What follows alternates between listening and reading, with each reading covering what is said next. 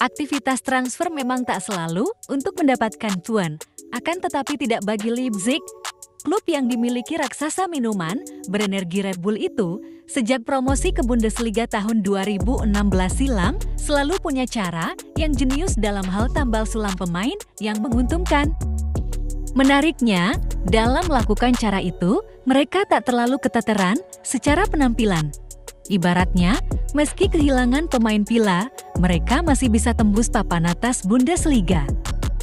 Bahkan tak jarang meraih trofi, misal DFB Pokal.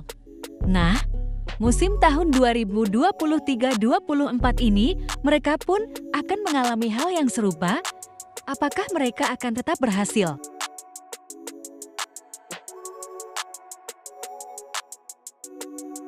Kalau melihat track record tambal sulam pemain Leipzig ini, menarik. Misalnya, pada musim panas tahun 2021, Leipzig menjual Dayot Upamecano, Ibrahima Konat, dan Marcel Sabitzer.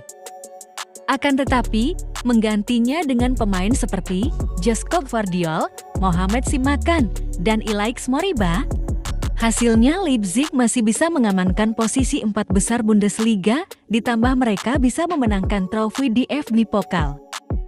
Musim panas berikutnya, mereka menjual Tyler Adams, Hwang Hak-chan, dan Nordi Mukiele. Akan tetapi mereka segera menemukan penggantinya dalam diri David Raum, Sever Schläger, Timo Werner, maupun Abdou Diallo. Hasilnya, mereka tetap finish di 4 besar Bundesliga dan bahkan bisa mempertahankan trofi DFB Pokal. Back-to-back juara DFB Pokal adalah bukti bagaimana proses tambal sulam pemain ala Leipzig ampuh. Musim ini kembali lagi terjadi pengulangan, bahkan akan terjadi lebih besar perombakannya. 4 pemain pilar Leipzig telah pergi, Christopher Nkunku ke Chelsea, Konrad Laimer ke Munchen, Dominik Szoboszlai ke Liverpool, Angelino ke Galatasaray, dan Josko Gvardiol ke Manchester City. Lalu pertanyaannya, apakah mereka bisa konsisten seperti musim-musim sebelumnya? Sebelum menjawab itu, mari tengok dulu kenapa Leipzig bisa konsisten dengan model transfer yang seperti itu. Ya, jawabannya ada pada filosofi klub yang dibangun sejak kedatangan Ralf Rangnick sebagai direktur olahraga. Peran direktur olahraga sangat penting bagi Red Bull, maka dari itu, siapapun pelatihnya akan tetap mengadopsi model yang sama.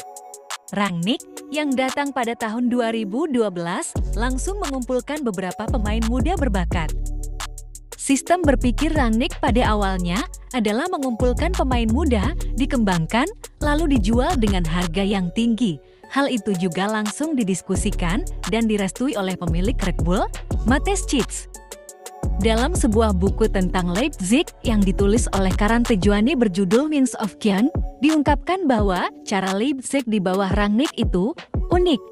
Rangnick dikatakan telah memberikan pengaruh besar bagi bisnis Red Bull di semua klub sepak bolanya. Dalam perjalanannya, pasca Leipzig promosi, Rangnick tak sendirian. Ia dibantu oleh rekannya yang jadi chairman, Oliver Minslav. Kedua orang itu bekerja sama sampai Rangnick hengkang pada tahun 2021 lalu ke MU. Maka dari itu, meski Rangnick hengkang, Leipzig tetap melakukan sistem kerja dengan model yang sama karena ada sosok Oliver Minslav. Selain dari strategi keuangan, Leipzig di bawah Rangnick pun menciptakan filosofinya tersendiri di dalam lapangan. Ya, sistem yang heboh dikenal dengan Gegenpressing itu tak dipungkiri dipopulerkan oleh Rangnick. Bahkan pelatih sekelas Jurgen Klopp, Thomas Tuchel, Julian Nagelsmann, maupun Hasenhüttl adalah beberapa penganut filosofinya. Maka dari itu sejak promosi, dalam perjalanannya Leipzig selalu mencari pelatih yang bisa memainkan filosofi model Gegenpressing ala Red Bull. Filosofi ini biasanya tak jauh dari formasi 4-2-2-2. Pelatih yang datang dan pergi juga mengadopsi pola itu seperti Hasenhüttl, Julian Nagelsmann, Jesse Marsch, maupun sekarang Marco Rose. Dalam hal pembelian pemain pun, mereka tetap berpedoman dengan cara mencari pemain yang bisa cocok dengan sistem tersebut. Secara garis besar, pola 4-2-2-2 gegenpressing ala Red Bull bersandar pada permainan cepat dengan intensitas tinggi karena akar dari filosofi gegenpressing ini adalah merebut secepat mungkin bola dari lawan dan menguasainya kembali dengan cara yang cepat pula.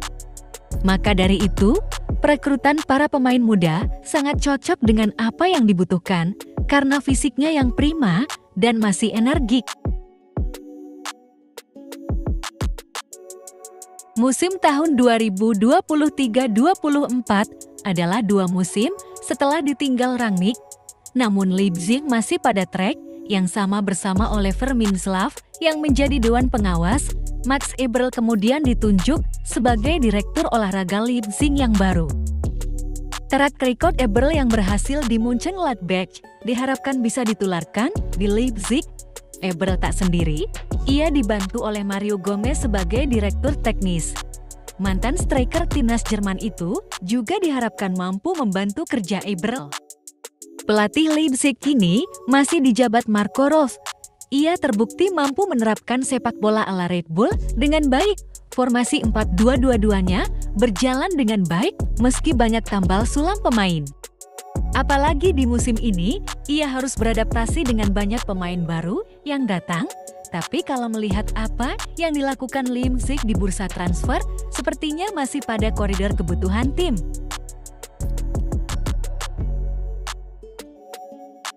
Misal di lini depan, duet striker mereka, musim lalu Nkunku dan Andre Silva yang tak dipertahankan. Tapi kini mereka sudah punya amunisi baru dalam diri Lois Openda dan Benjamin Sesko. Openda bisa jadi pengganti keran gol dari Nkunku. Kita tahu sendiri Openda musim lalu gakor di Lens dengan koleksi 21 golnya, sedangkan Sesko akan menjadi alternatif apabila saat Silva hengkang. Pemain yang sempat diburu MU itu telah menciptakan 18 gol musim lalu bersama RB Salzburg. Di sektor lini tengah, mereka bahkan surplus setelah ditinggal Szoboszlai maupun Konrad Laimer sebagai gantinya Szoboszlai. Kini mereka punya 2 pemain, yakni Fabio Carvalho yang dipinjam dari Liverpool dan Christoph Baumgartner yang direkrut dari Hoffenheim. Carvalho yang lincah dan skillful diharapkan mampu mengembalikan performa apiknya ketika di Fulham. Ditambah Baumgartner yang versatil bersama Hoffenheim musim lalu dengan 7 gol dan 7 assist bisa jadi kombinasi yang apik di posisi gelandang serang Leipzig. Sedangkan di gelandang bertahan, mereka sudah kedatangan Nicolas Riewoldt. Gelandang bertahan timnas Austria itu menurut Rangnick adalah pemain yang cocok gantikan peran Konrad Laimer. Bahkan Riewoldt menjadi pemain yang cukup aktif dalam melakukan tackle di Liga Champions musim ini. Pemain Salzburg itu mencatatkan 17 tackle sukses dari 19 percobaan. Tinggal bagaimana mencari pemain baru di lini belakang ketika Josko Gvardiol juga serius hengkang. Nah, dengan modal dan cara kerja Leipzig dari tahun ke tahun yang dipertahankan, bukan tidak mungkin musim depan mereka juga akan tetap menuai hasilnya. Misal, hat-trick juara di DFB Pokal, atau siapa tahu mereka bisa juara Bundesliga.